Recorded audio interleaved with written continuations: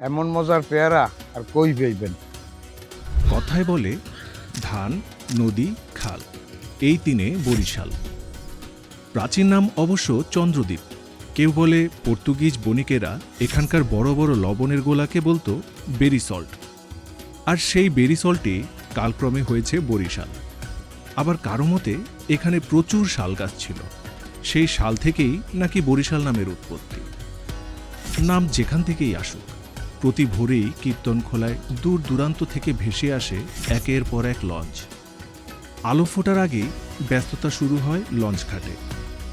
সেই ব্যস্ততার ঢেউ নথুল্লাবাদ থেকে রূপাতলি পর্যন্ত ছড়িয়ে পড়তে খুব বেশি সময় নেয় না।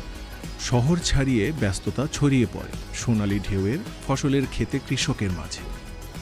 নদীর বুকে আলোড়ন তোলে জেলেদের ইলিশ ধরার জাল।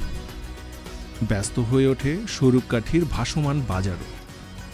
ডাঙায় কিংবা জলে লেনদেন দিনভর চলে। বিকাশ আছে তো?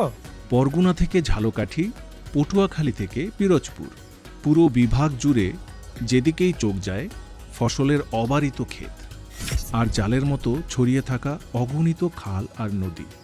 ইলিশা, সন্ধ্যা, মায়া, তেঁতুলিয়া, পয়সা, কি অদ্ভুত সুন্দর সব নামের নদী। জীবনানন্দ রূপসী বাংলা দেখেছিলেন তো এই অঞ্চলেই, যেখানে তিনি ফিরে আসতে চেয়েছেন ধানসিঁড়ি নদী তীরে। সমুদ্রের কোলে দেশের বৃহত্তম দ্বীপ ভোলা। আবার সূর্যোদয় সূর্যাস্ত দেখার একমাত্র সমুদ্র সৈকত কুয়াকাটা। সবই এই বিভাগে। কৃষি, শিল্প ও শিক্ষা সব মিলিয়ে এগিয়ে যাচ্ছে বরিশাল, মাটির অকৃত্রিম ঘ্রাণ আর অপরূপ সবুজ সাথী নিয়ে।